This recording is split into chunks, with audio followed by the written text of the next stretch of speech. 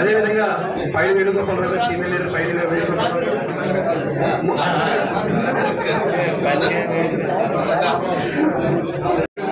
Hello మీరు ఎందుకండి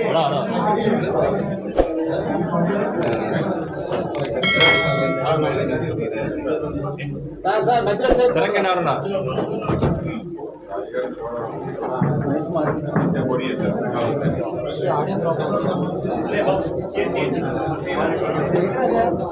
మొబైల్లో ఏదో లాంగ్ నరేంద్ర మోడీ గారు 10 సంవత్సరాల్లో అనేక రకాల విజయాలు అద్భుతాలు సృష్టించడం జరిగింది. ఇవాళ ప్రపంచంలో భారతదేశం ఒక అగ్రగామి దేశంగా ప్రయాణం కొనసాగుతుంది. రాబో 25 సంవత్సరాల్లో ప్రపంచంలో నెంబర్ 1 స్థానానికి రీచ్ అవ్వాలి అని చెప్పి ఆ విధంగా ప్రయాణాలు ఇప్పుడు 5వ స్థానంలోకి వచ్చాం. రాబో కాలంలో 3వ స్థానం 1వ స్థానానికి రావాలి అని చెప్పి 5 సంవత్సరాల ప్రణాళికలో వికసిత భారత్ జరగాలని చెప్పి అనుకుంటాం. ఆ యొక్క ప్రయాణంలో ప్రజలందరినీ భాగస్వాములు చేయాలని చెప్పి ప్రజలందరి దగ్గర ఏదైతే రాబో 2024 ఎన్నికల్లో మేనిఫెస్టో ఏదైతే ఉందో దాంట్లో ప్రజల యొక్క అభిప్రాయాలు సేకరించడం కోసం ఒక బృహత్తర కార్యక్రమాన్ని తీసుకోవడం జరిగింది. దాంట్లో భాగంగా అన్ని చోట్ల వ్యాన్లు వెళ్తే వివిధ వర్గాల దగ్గర నుంచి అభిప్రాయాలు సేకరించి వాటినన్నింటినీ కూడా మేనిఫెస్టోలో పొందుపరిచే ఒక పెద్ద కార్యక్రమాన్ని స్వీకరించడం జరిగింది. ఈ కార్యక్రమానికి ముఖ్య అతిథిగా మొత్తం విశాఖపట్నంలోనే ఇది ప్రారంభమైంది. ఇవాళ అది మన గౌరవ రాజ్యసభ సభ్యులు సీఎం రమేష్ గారు 2 దఫాలు రాజ్యసభ సభ్యులుగా చేశారు. ఆయన ఈరోజు ఉదయం నుంచి సాయంకాలం వరకు వివిధ వర్గాలు కలుస్తారు. ఇవాళ ఉదయాన్నే మత్స్యకారులు కలవడం జరిగింది. ప్రథమంగా మత్స్యకారులు మన విశాఖ నగరానికి వని తెచ్చిన వారు, వాటి వర్గాలకు సంబంధించిన సమస్యలు, ఫిషింగ్ హార్బర్ సంబంధించిన సమస్యలు తీసుకోవడం జరిగింది. తర్వాత మధ్యాహ్నం నేవల్స్ వర్కర్ సంబంధించిన సమస్యలు తీసుకోవడం జరుగుతుంది. అలాగే మిగతా ట్రేడ్ యూనియన్ సంబంధించిన అనేక రకాల సమస్యలు తీసుకోవడం జరుగుతుంది. అందరు ప్రజల యొక్క సమస్యలు కూడా దాంట్లో ఇవి మేనిఫెస్టోలో పెడితే బాగుంటుంది అనే విషయాలు స్వీకరించడం జరుగుతుంది. ఇవాళ మేము ప్రింట్ అండ్ ఎలక్ట్రానిక్ మీడియా మీరు కోరుకునేది ఏంటి, మీరు కూడా ఈ మేనిఫెస్టోలో భాగస్వాములు అవ్వచ్చు. ఆ విధంగా అన్ని వర్గాల నుంచి కూడా వాళ్ళ యొక్క అభిప్రాయాలు తీసుకున్నాం. ఈ అంశాలు మేనిఫెస్టోలో పొందుపరిస్తే బాగుంటుంది అని మీకు అభిప్రాయం ఉంటే తప్పనిసరిగా మీరు ఆ విధంగా దాంట్లో మేనిఫెస్టోలో మీ యొక్క దేశ అంశాన్ని ఇవ్వచ్చు. దానికి అతి సులువుగా ఒక మిస్డ్ కాల్ ఇవ్వడం జరిగింది. 9090902024 అని ఆ నెంబర్ కానీ మీరు కొడితే మీకు ఒక గూగుల్ ఫామ్ వస్తుంది. ఆ గూగుల్ ఫామ్ లో మీరు అనుకున్న అంశాన్ని తప్పనిసరిగా దాంట్లో మీరు పొందుపరిచి మనం ఇవ్వాల్సి ఉంటుంది. ఆ విధంగా అందరూ కూడా ఈ కార్యక్రమంలో పాల్గొవాలని చెప్పి ఆంధ్రప్రదేశ్ లో ఇవాళ ఎన్డీఏ సమావేశం చిలకలూరుపేటలో ఉంటుంది.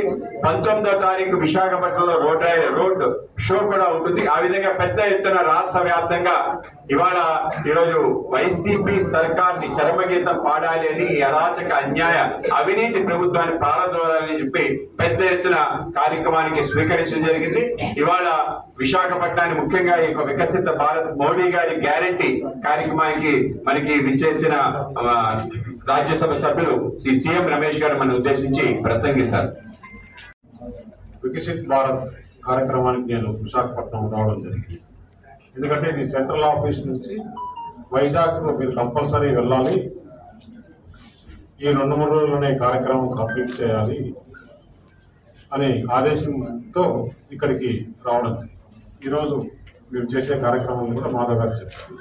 నేనేం చెప్తున్నానంటే భారతదేశంలో 2014 ముందు ఏం జరిగింది, 2014 నుంచి 24 10 సంవత్సరాల్లో ఎంతో అభివృద్ధి చేసింది మన కళ్ళకు కనబడుతుంది.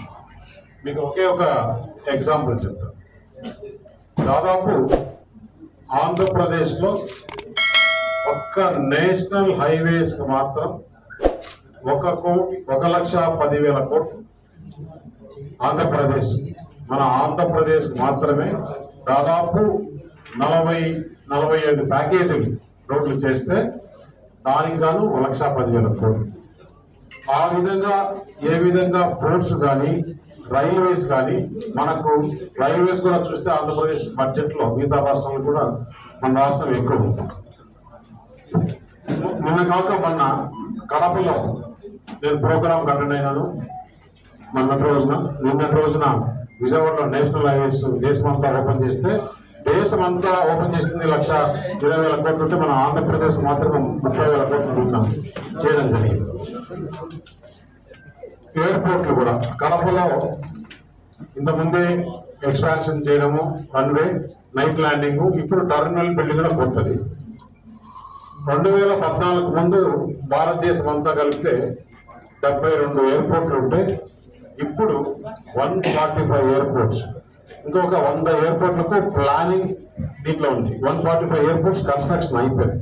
అంటే మిగతా ఏదైతే ఉందో ఇన్ని సంవత్సరాలుగా ఇప్పుడు దాదాపు 100% ఎయిర్పోర్ట్స్ పెరగడం జరిగింది. దాంతోపాటు ప్యాసింజర్లు కానీ ప్యాసింజర్లకు కావాల్సిన సౌకర్యాలు కానీ అగ్రికల్చర్లో ఏ విధంగా డెవలప్మెంట్ చేసింది, ఇన్ఫ్రాస్ట్రక్చర్లో ఏ విధంగా డెవలప్మెంట్ చేసింది, ఇవన్నీ కూడా ప్రజలకు చెప్తూ కొత్త కార్యక్రమం ఏంటంటే మనం ఎన్ని రోజులు డెవలప్మెంట్ చేసింది చెప్తాం. ఈ వికసిత్ భారత్లో మీరు అన్ని వర్గాలని కలిసి వారి దగ్గర నుంచి కూడా ఇంకా ఏమి చేస్తే బాగుంటుంది, ప్రజలకు మంచి జరగాల, భారతదేశంలో పేదరికం అనేది ఉండకూడదు, ఒక సైడు వారి ఆర్థిక వనరులు పెరగాలి, ఆర్థికంగా అభివృద్ధి చెందాలి,